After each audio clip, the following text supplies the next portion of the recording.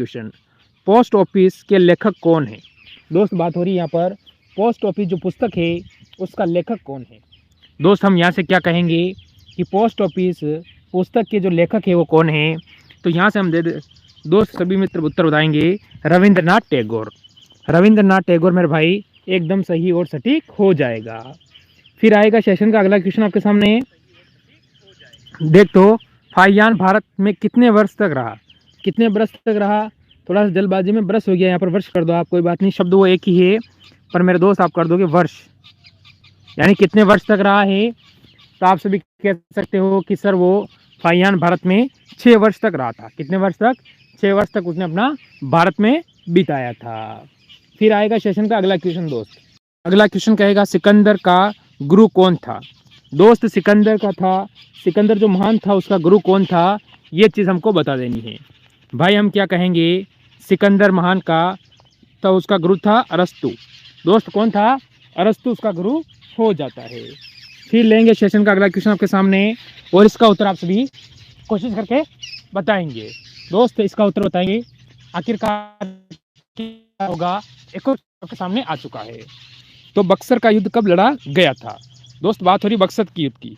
तो बक्सर का युद्ध है वो कब लड़ा गया था ये आपसे बता रहा है भाई। बिल्कुल बिल्कुल यहाँ से आप सही दे रहे हो। तो बक्सर का युद्ध मेरे बता दो मेरे मित्र 1764 में लड़ा गया था। 63 नहीं होगा, थोड़ा जल्दबाजी में यहाँ पर गलत कर दिया।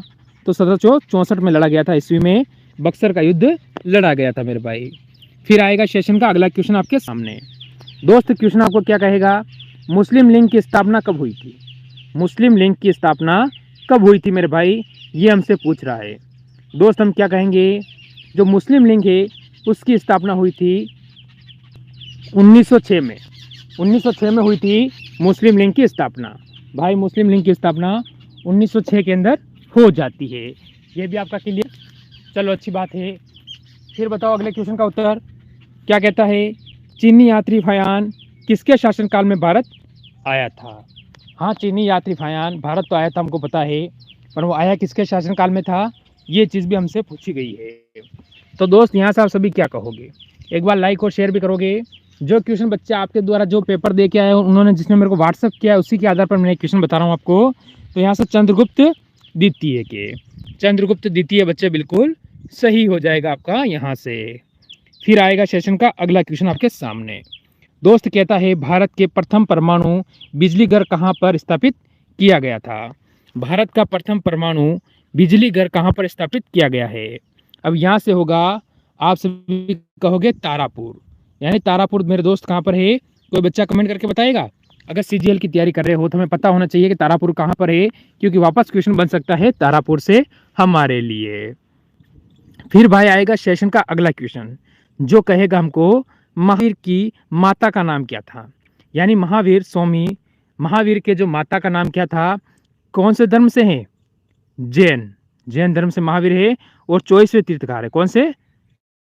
24वें, ये भी आपको याद रखना है। तो त्रिशला इनका माता जी का नाम हो जाता है मेरे भाई, त्रिशला जो इनकी माता जी का नाम हो जाएगा। फिर कहेंगे अगले क्वेश्चन की ओर, कायदे आजम किसे कहा जाता है? कायदे आजम किसे कहा जाता है? तो देखो यहाँ पर कायदे आजम मोहम्मद अली जिन्ना को कहा जाता है, ये भी आपको यहाँ पर याद रख लेना है और एक बार लाइक और शेयर जरूर कर देना है इस सेशन को दोस्त। फिर आएगा अगला क्वेश्चन, बताओ इसका उत्तर क्या है। क्वेश्चन का कहना है ईरान का नेपोलियन किसे कहा जाता है? जैसे भारत का नेपोलियन समुद्रगुप्त हम कहते हैं, उसी प्रकार इसने कहा है कि भाई ईरान का जो नेपोलियन है वो किसे कहा जाएगा? तो ईरान का नेपोलियन किसे कहा जाएगा? नादिर शाह को। दोस्त नादिर शाह को क्या है, ईरान का नेपोलियन कहा जाता है। फिर कहता है अगला क्वेश्चन, दोस्त अगला क्वेश्चन कहता है जलियांवाला बाग हत्याकांड कब हुआ था?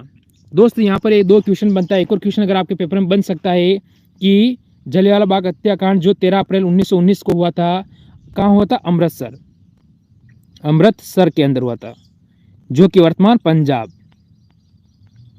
ये भी आपको याद कर लेना है दोस्त, ये क्वेश्चन भी आपके पेपर में बनेगा, ये आपको याद रखना है, ये क्वेश्चन भी आपके पेपर में बनने वाला है। फिर अगला क्वेश्चन कहेगा चीनी यात्री हेंगसांग ने किस विश्वविद्यालय में अध्ययन किया था? यानी जो चीन के पहले लोग थे वो हमारे भारत के अंदर अध्ययन करने यानी पढ़ने के लिए आते थे, वो कौन सा विश्वविद्यालय है दोस्त। तो यहाँ से आप सभी क्या कहोगे, आप सभी कह दोगे सर यहाँ से हो जाएगा नालंदा विश्वविद्यालय। कहाँ पर किया था उसने, नालंदा विश्वविद्यालय के अंदर किया था मेरे भाई, ये आपको याद रख लेना है, नालंदा विश्वविद्यालय। फिर आएगा अगला क्वेश्चन। भाई अगला क्वेश्चन आपके सामने आता है, बताओ इसका उत्तर क्या है, बता देंगे मेरे मित्र सभी दोस्त कि इसका उत्तर क्या है, बता देंगे मेरे मित्र। यहाँ से भाई आप सभी का उत्तर क्या आ रहा है कि कहता है कि दिल्ली में स्थित महात्मा गांधी की समाधि का नाम क्या है। एक अच्छा क्वेश्चन आपसे पूछा है कि दिल्ली में स्थित महात्मा गांधी की समाधि का क्या नाम है। दोस्त समाधि का नाम होगा राजघाट। महात्मा गांधी की समाधि का क्या नाम है, राजघाट नाम हो जाता है महात्मा गांधी के समाधि स्थल का। फिर कहता है भारत श्रीलंका के बीच में कौन सी खाड़ी स्थित है। दोस्त भारत और श्रीलंका के बीच में कौन सी खाड़ी हो जाती है। तो आप सभी को पता है जो प्रायद्वीपीय भारत है हमारा, यहाँ पर बीच में यहाँ पर श्रीलंका है, तो यहाँ पर दोस्त ये खाड़ी है, इसका नाम क्या है, मन्नार की खाड़ी। भाई इसका नाम क्या होगा, इस खाड़ी का नाम हो जाएगा मन्नार की खाड़ी। और ये प्रसिद्ध खाड़ी है, आपको याद रखना है, ये आगामी शिफ्ट में क्वेश्चन आपके बनेगा दोस्त, आगामी शिफ्ट में क्वेश्चन आपके बनने वाला है। फिर अगला क्वेश्चन देखो, बैंकों का राष्ट्रीयकरण कब किया गया था। दोस्त जो बैंक थे उनका जो राष्ट्रीयकरण हुआ था वो कब हुआ था, हमको ये बताना है कि बैंकों का जो राष्ट्रीयकरण हुआ था दोस्त वो कब हुआ था। तो हमारा उत्तर क्या रहेगा, बैंकों का राष्ट्रीयकरण 1969 में किया था। उस समय भारत की प्रधानमंत्री कौन थी, इंदिरा गांधी। मेरे दोस्त इंदिरा गांधी उस समय भारत की प्रधानमंत्री थे और इन्होंने ही क्या किया था, बैंकों का राष्ट्रीयकरण किया था। दोस्त अगला क्वेश्चन में कहता है सिकंदर ने भारत पर कब आक्रमण किया था। बच्चे यहाँ से क्वेश्चन पूछा गया है कि सिकंदर ने भारत पर कब आक्रमण किया था। एक क्वेश्चन आपसे पूछा है, उससे रिलेटेड दो क्वेश्चन और मेरे हिसाब से मैं लेके आया हूँ। एक आपसे पूछा है, उसके हिसाब से दो क्वेश्चन मेरे हिसाब से और लाया हूँ, जो कि अगर आपका आगामी शिफ्ट में पेपर है तो वहाँ पे आपके लिए एक अच्छा सेशन तैयार हो जाएगा। तो आप सभी कहोगे कि 326 ईसा पूर्व सिकंदर ने भारत पर आक्रमण किया था मेरे दोस्त। फिर कहेगा अगला क्वेश्चन, अगला क्वेश्चन हमको क्या कहता है वो देखिए, कटक ने किस नदी पर बसा हुआ है, यानी कटक है वो किस नदी पर बसा हुआ है ये हमको बताना है। नदी का नाम क्या है दोस्त, कटक बसा हुआ है वो हमारे महानदी के ऊपर बसा हुआ है। कटक कहाँ पर बसा हुआ है, कटक जो बसा हुआ है दोस्त वो महानदी के ऊपर हो जाता है मेरे भाई। ये आपको याद रखना है कि कटक कहाँ पर है, तो कटक ये महानदी के ऊपर हो जाएगा। पर एक बार लाइक और शेयर जरूर कर देंगे सारे दोस्त इस क्लास को, क्योंकि जो क्वेश्चन बच्चों ने बताया वो मैं लेके आया हूँ और उसके आधार पर कुछ क्वेश्चन मेरे साथ भी लाया हूँ। बच्चों ने तो मात्र 20 से 25 क्वेश्चन बताए हैं, उसके आधार पर 25 क्वेश्चन मेरे हिसाब से लेके आया हूँ, यानी 50 क्वेश्चन मैं इसमें डिस्कस कर रहा हूँ आपके सामने। बता दो अब मेरे बच्चे, अगला क्वेश्चन देखो, शांति निकेतन की स्थापना किसने की थी। दोस्त शांति निकेतन की स्थापना किसने की थी, यहाँ से मेरे भाई सारे बताएंगे कि शांति निकेतन की स्थापना किसने की थी। तो आप सभी कहोगे रविंद्रनाथ टैगोर ने शांति निकेतन की स्थापना की थी। अब आपको याद रखना कि नोबेल पुरस्कार मिला था दोस्त, वो मिला था 1913। 1913 में इनको नोबेल पुरस्कार भी दिया गया था मेरे बच्चे, ये चीज़ भी आपको याद होनी चाहिए कब मिला था। तो 1913 के अंदर रविंद्रनाथ टैगोर को नोबेल पुरस्कार मिला था। भाई अगला क्वेश्चन देखेंगे जो आपके सामने आता है, भारतीय राष्ट्रीय कांग्रेस की स्थापना किस वर्ष की गई थी। भाई यहाँ से क्वेश्चन ने पूछा है कि भारतीय राष्ट्रीय कांग्रेस की स्थापना कौन से वर्ष में की गई थी। बिल्कुल एक बढ़िया क्वेश्चन बनता है और ये आगामी शिफ्ट में बनेगा। तो आप सभी कहोगे दोस्त 1885 में, 1885 में भारतीय राष्ट्रीय कांग्रेस की स्थापना की गई थी मेरे दोस्त। फिर अगला क्वेश्चन देखो, अजंता गुफा की चित्रकला किस धर्म से संबंधित है। अजंता गुफा जो चित्रकला है वो कौन से धर्म से अपना संबंध रखती है मेरे भाई। तो आप सभी क्या कहोगे कि सर क्या बात करते हो, ये तो बौद्ध धर्म से अपना संबंध रखती है। कौन से धर्म से, बौद्ध धर्म से अपना संबंध रखती है। ये चीज़ आपको इंपॉर्टेंट, मोस्ट इंपॉर्टेंट क्वेश्चन है, ये आपने लिख लेना। वापस आपके शिफ्टों में एक क्वेश्चन देखने को मिलेगा, बहुत जल्दी एक क्वेश्चन वापस देखने को मिलेगा और ये क्वेश्चन मैं आपको हैंड टू हैंड बताऊंगा दोस्त कि ये क्वेश्चन आपके यहाँ पर मिला है। फिर देखो, भारत की प्रथम महिला मुख्यमंत्री कौन थी। जो हमारे भारत की प्रथम महिला मुख्यमंत्री थी दोस्त वो कौन थी। एक बार जितने दिन लाइक देख रहे हैं वो लाइक और शेयर जरूर कर दें और सब्सक्राइब नहीं किया है तो कर लेना। तो भारत की प्रथम महिला मुख्यमंत्री कौन थी? तो श्रीमती सुचिंता कृपलानी साहब भारत की पहली महिला मुख्यमंत्री का पदभार इन्होंने संभाला था। दोस्त फिर आता है सेशन का अगला क्वेश्चन, ये आपके सामने। किस संविधान संशोधन के द्वारा पंचायती राज व्यवस्था लागू की गई थी? ऐसा कौन सा संविधान संशोधन हुआ था जिसके द्वारा पंचायती राज व्यवस्था लागू की गई थी? दोस्त अब हमारा यहाँ से उत्तर क्या रहेगा?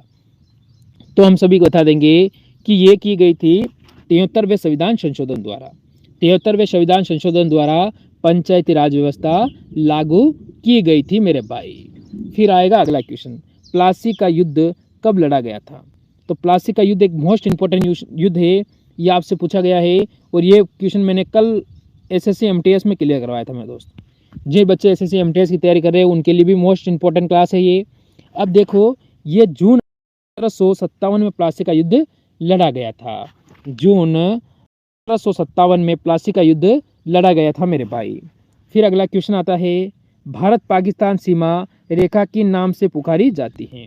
भारत और पाकिस्तान की जो सीमा रेखा है वो दोस्त किस नाम से पुकारी जाती है? तो किस नाम से पुकारी जाती है दोस्त, जल्दी से बता देंगे यहाँ से सभी बच्चे उत्तर। तो आप सभी कहोगे सर इसे रेड क्लिफ रेखा, और इसकी निर्धारण हुआ था, आप कब कहोगे? 14 अगस्त को। 14 अगस्त को दोस्त इस रेखा को बनाया गया था, ये चीज आपको याद रख लेनी है भाई। आता है अगला क्वेश्चन। अगला क्वेश्चन आपको कहता है, भगवान बुद्ध द्वारा देह त्याग की घटना को क्या कहलाता? भगवान बुद्ध ने अपना देह यानी अपने शरीर को जो त्याग किया था उस घटना को हम क्या कहते हैं? बात हो रही है भगवान बुद्ध की, जिन्होंने अपना शरीर को त्याग किया था दोस्त, तो आप क्या कहोगे? महापरिनिर्वाण, यानी महापरिनिर्वाण उन्हें हम कह सकते हैं मेरे भाई, कि उस घटना को महापरिनिर्वाण आप कहोगे। फिर आएगा सेशन का अगला क्वेश्चन, कौन से देश की स्थलीय सीमा सर्वाधिक देशों के साथ लगती है? ऐसा कौन सा देश है जिसकी स्थलीय सीमा सर्वाधिक देशों के साथ लगती है दोस्त? तो कौन सा देश है आपको ये बताना है। अब आप सभी कह दोगे सर इससे लगती है चीन की, जिसकी चीन की सीमा सर्वाधिक देशों के साथ अपनी सीमा साझा कर लेती है। फिर अगला क्वेश्चन, अर्थशास्त्र का नोबेल पुरस्कार किस वर्ष शुरू किया है?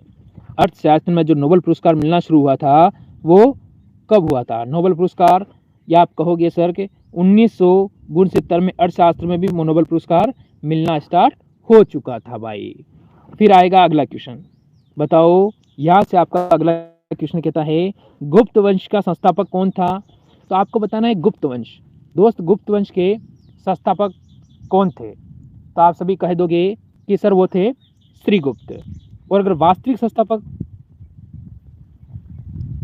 तो वास्तविक थे चंद्रगुप्त। चंद्रगुप्त प्रथम इसे आप कहोगे, ठीक है दोस्त, चंद्रगुप्त प्रथम को आप वास्तविक संस्थापक कह दोगे। फिर कहूंगा तुलबुल परियोजना किस नदी पर स्थित है? जो तुलबुल परियोजना है दोस्त